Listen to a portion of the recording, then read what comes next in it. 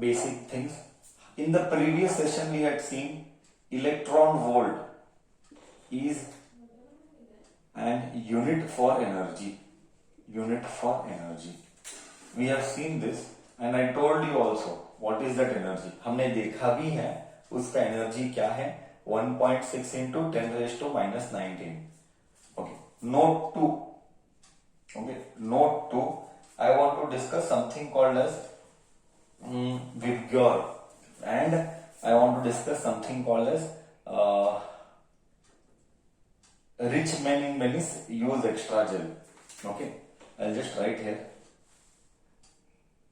Rich men in Venice use extra gel.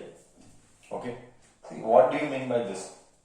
Rich men are यानी radio. Okay, radio. M यानी micro. Radio wave, microwave. I यानी infrared.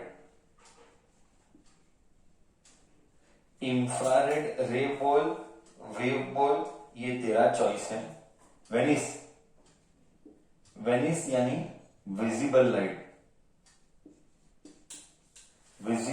Light. Use यानी U यानी ultraviolet, UV light. Light वॉल, wave वॉल सब एक ही है. एक्स, यूज एक्स्ट्रा यानी एक्स रेज. एंड जेल यानी G means gamma rays. Okay, so this is the order that what we should remember. Rich men in Venice use extra gel. Radio wave, microwave, infrared, visible light, ultraviolet, X-ray, gamma ray. Now what is all this? What is all this? हम वो देखने की कोशिश करेंगे. What is all this? Just see. Okay. These are together called as, ये सब को मिला के हम बोलेंगे, ये सब को मिला के हम बोलेंगे इलेक्ट्रोमैग्नेटिक स्पेक्ट्रम या EM waves. Are rich men in Venice use extra gel. This entire patta together is called electromagnetic spectrum और EM वेव. ये सारे EM वेव हैं. ये पट्टे को बोला गया दिस रेंज, पट्टा यानी range. This range together is called electromagnetic spectrum. We will study in detail about this when we enter EM wave chapter. अभी के लिए नहीं है, ठीक है.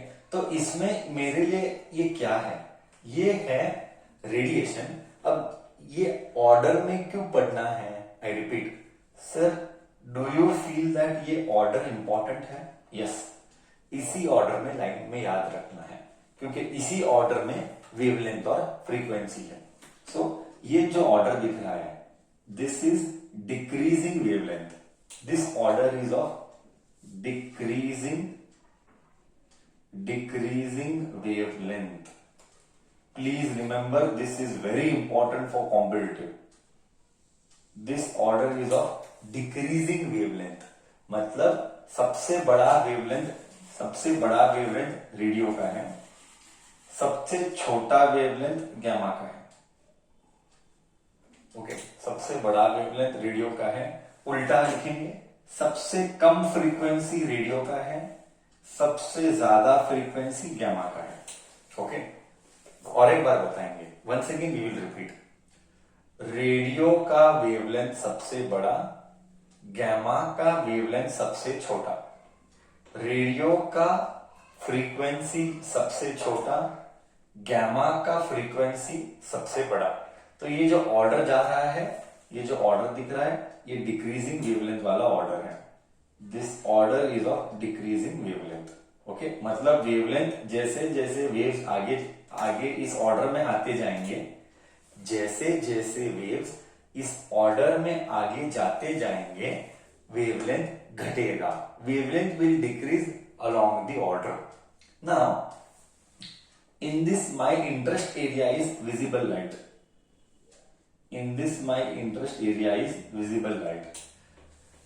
तूने बचपन में पढ़ा था रेनबो, विबग्योर। तो सबसे ज्यादा वेवलेंथ किसका था?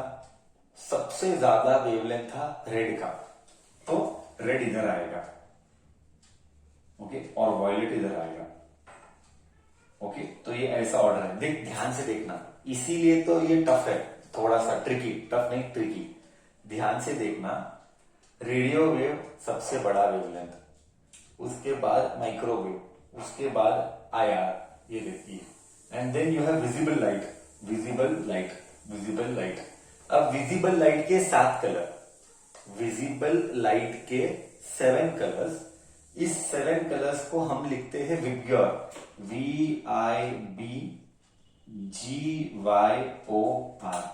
करेक्ट है ना? VIBGYOR, करेक्ट है कौन? VIBGYOR। अब इसमें से 10th स्टैंडर्ड में you have studied, 10th standard में यू हैव स्टडीड कि सबसे ज्यादा वेवलेंथ रेड का होता है, द रेड है।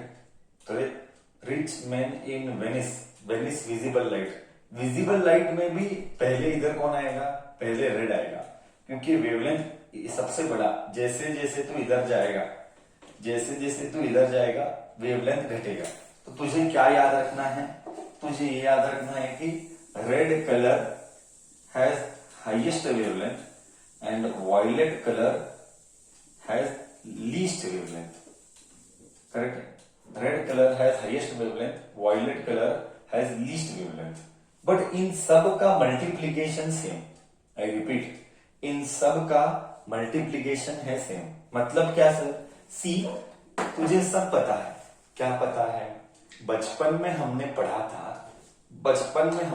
था कि लाइट का जो क्या बोलते हैं उसको, लाइट का जो स्पीड रहता है उसका फॉर्मूला क्या है?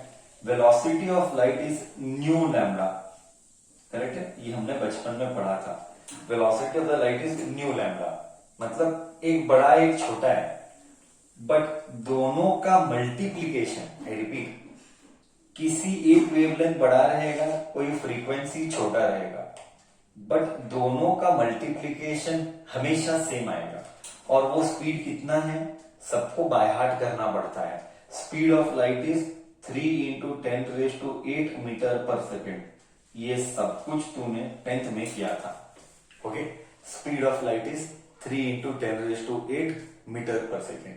तो इसमें कोई कॉम्प्रोमाइज नहीं होगा। मतलब सर, रेडियो वेव लो, माइक्रोवेव लो, इंफ्रारेड लो, विजिबल लो, अल्ट्रावायलेट, एक्सरे, गैमा लो, सर कुछ भी लो, सर इनमें से कुछ भी लो, तुम्हारा, आई रिपीट, इनमें से कुछ भी लो, तुम्हारा स्पीड रहेगा सेम। बट क्या चेंज होता है? The speed always remains same, but what keeps on changing? What keeps on changing is wavelength and frequency. What keeps on changing is wavelength and frequency. But their product, I repeat, but their product is always same. What keeps on changing is wavelength and frequency, but the product is always same. That is 3 lakh kilometer per second or 3 × 10⁸ meter per second. Kilometre में बोल, metre में बोल, ये तेरा choice है। Kilometre में बोलेगा तो 3 लाख किलोमीटर पर सेकेंड। तो ये था हमारा concept about wavelength and frequency, and कौन सा कलर का वेवलेंथ ज्यादा, कौन सा कलर का वेवलेंथ कम, एंड ऑर्डर क्या है, कौन सा ऑर्डर में जाता है। रेडियो वेव सबसे ज्यादा वेवलेंथ, गैमा रे सबसे छोटा वेवलेंथ। रेडियो वेव का फ्रीक्वेंसी छोटा, गैमा रे का फ्रीक्वेंसी बड़ा। इसीलिए बोलते हैं ना, जिसका भी फ्रीक्वेंसी ज्यादा वो हार्मफुल है। देख मैं तेरे को मस्त फील देता हूं, मैं तेरे को मस्त फील देता हूं। हम फोन पे बात कर रहे हैं, हम ऑनलाइन में कम्युनिकेट कर रहे हैं, क्या है? रेडियो वेव है, सब कुछ रेडियो वेव है। ओके, रेडियो वेव है, ये रेडियो वेव के वजह से ही होता है। It is due to radio wave only all this communication is possible. Okay, now radio wave में वेवलेंथ बड़ा है, ठीक है। हम इसीलिए जो बड़ा रहता है ना wavelength, whose wavelength is bigger, they are not harmful to us. But whose wavelength is smaller, या उल्टा बोल, वेवलेंथ स्मॉलर बोले तो फ्रीक्वेंसी ग्रेटर। जिसका भी फ्रीक्वेंसी ज्यादा रहेगा, जिसका भी फ्रीक्वेंसी ज्यादा रहेगा, वो हमारे लिए danger, it is dangerous to us. That is why they say ना, वो न्यूक्लियर एक्टिव सब्सटेंस, तो देखा नहीं, न्यूक्लियर पावर प्लांट में जब भी ब्लास्ट होता है तो हार्मफुल रेडिएशंस आते हैं, वो गैमा रहता है। गैमा रेज हमारे बॉडी के सेल्स को, टिश्यूज को डिस्ट्रॉय करते हैं, they are harmful to us. So हमेशा specially radio active material, what is a radio active material, that will see in the chapter nucleus, that we will see in the chapter of nucleus, कि radio active material क्या होता है और वो करता क्या है, that will see in the chapter of nucleus. Now अभी के लिए फील क्या था सर? कम्युनिकेशन के लिए रेडियो वेव करते हैं क्योंकि वो लेस हार्मफुल है। यस, क्योंकि उसका वेवलेंथ बड़ा है। हम gamma ray communication, but gamma ray x ray किधर यूज करते हैं? एक्सरे, एक्सरे यानी एक्स टाइप ऑफ रे। हाँ, एक्सरे यानी क्या?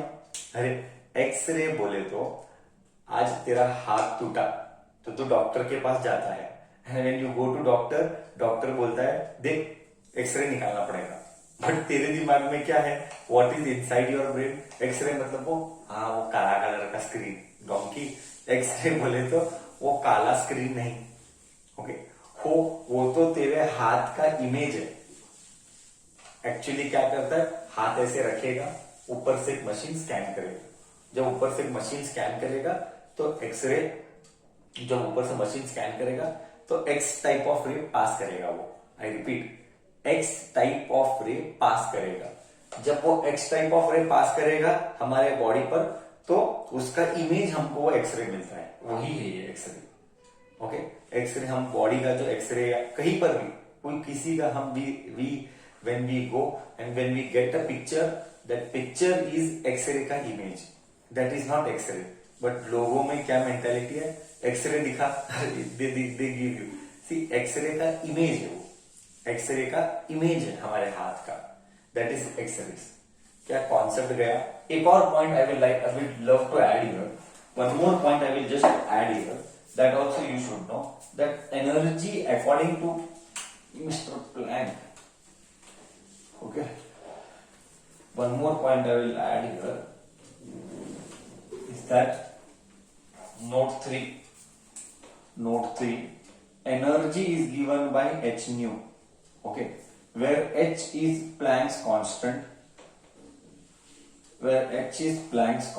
you should know all these basic things, and nu is frequency। देख क्लियरली दिखता है तुझे, क्लियरली दिखता है, क्या दिखता है सर?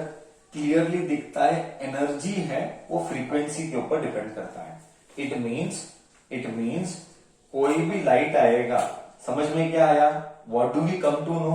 हमको ये समझ में आया that energy is directly proportional to frequency.